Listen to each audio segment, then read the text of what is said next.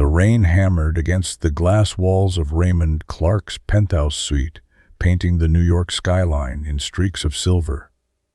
Raymond, a self-made millionaire with a reputation for being both brilliant and ruthless, sat in silence at the head of his long oak dining table.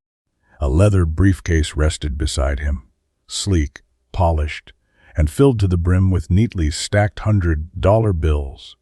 For years, Raymond had lived by one principle: everyone has a price.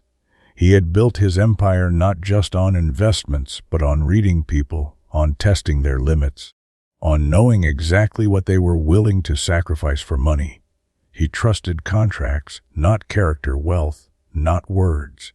But tonight, something unusual stirred in him. He leaned back in his chair and stared at the briefcase. A thought had taken root, reckless, maybe even foolish, but he couldn't shake it. His new driver, a quiet man named Daniel Reed, was starting today. Raymond had hired him through a professional service after firing his last chauffeur for leaking private details to a tabloid. Trust had become rare in Raymond's world, rarer than loyalty, rarer than true friendship. So Raymond devised a test. At exactly 6:00 p.m., when Daniel arrived in the black Mercedes to take him to a charity gala, Raymond would forget the briefcase in the car. He would leave it there, unguarded, overflowing with temptation.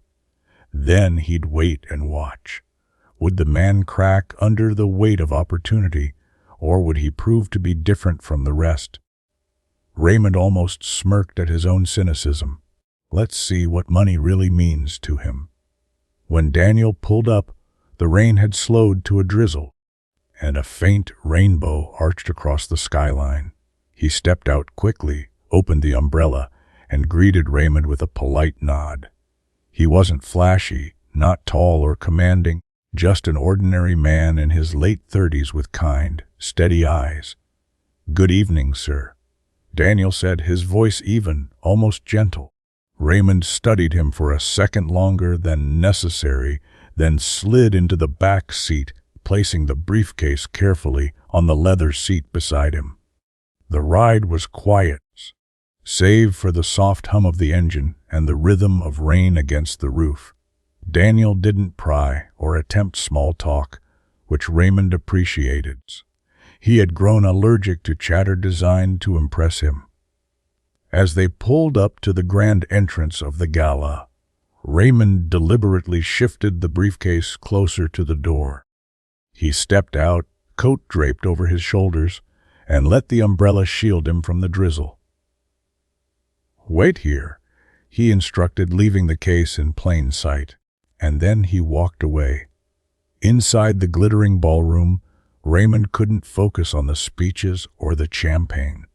His mind wandered back to the car, to the man sitting silently behind the wheel.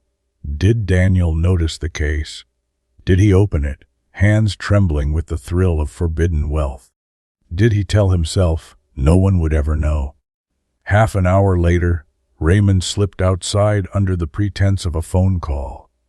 The car was still parked neatly by the curb, headlights reflecting against wet pavement. Through the tinted window, he could see Daniel sitting upright, hands on the steering wheel, staring straight ahead. The briefcase was untouched. Raymond narrowed his eyes. Interesting.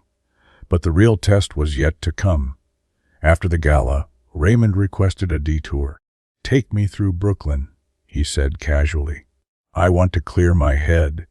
Daniel gave no sign of surprise, only nodded and adjusted the GPS. They drove through winding streets, past flickering neon signs and quiet row houses, until Raymond pretended to take a call. He muttered a few words, then leaned forward. "Pull over here," he said sharply, pointing toward a dimly lit street corner. Daniel slowed to a stop. Raymond opened the door halfway, still clutching his phone to his ear, and stepped out.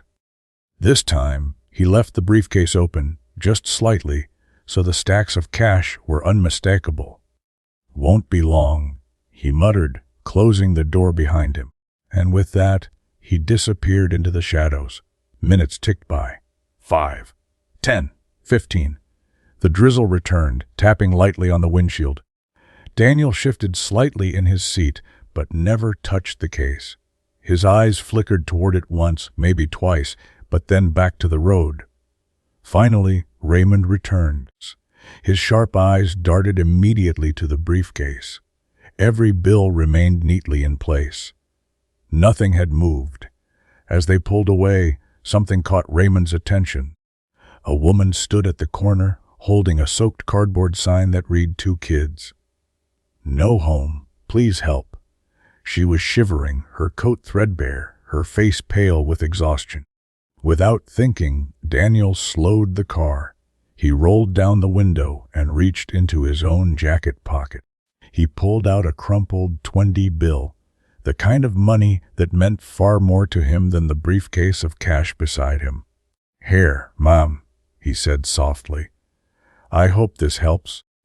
Even just a little. The woman's eyes welled with tears. She took the bill with trembling hands and whispered, "God bless you." Raymond sat in stunned silence. The man had ignored $500,000 within arm's reach, but he gave away his own last bit of cash to a stranger in need. Back at the penthouse, Raymond couldn't hold back. As Daniel parked, Raymond lifted the briefcase and opened it wide.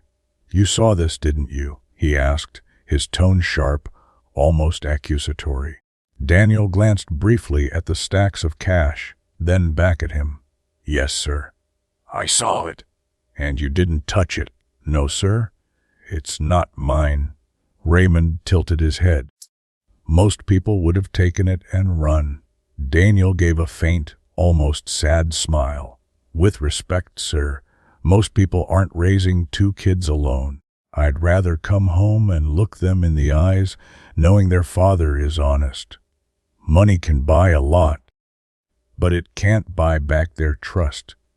The words cut through Raymond like a blade. For the first time in years, he felt exposed.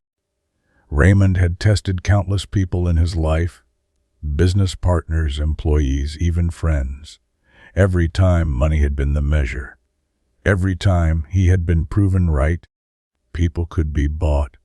But this man, this ordinary driver with nothing but a threadbare wallet and a tired smile, had proven him wrong. And not only that, but he had given his own money away to someone who needed it more.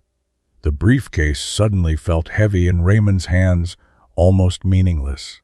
He swallowed hard, words failing him for once. "Daniel," he said finally, voice quieter now, "drive me tomorrow. And the day after. As long as you're willing." Daniel nodded simply. "Of course, sir." But Raymond knew things would never be the same again. That night, Raymond sat alone in his penthouse, staring at the briefcase on the table. For years, he had believed his fortune was his greatest weapon, his shield, his way of controlling the world. But as the rain cleared and the city lights flickered against the glass, he realized something profound. The real measure of wealth wasn't how much you could keep. It was how much you could give. And sometimes, the richest man in the room wasn't the one with the briefcase full of cash. It was the one with 20 crumpled dollars and the heart to give them away.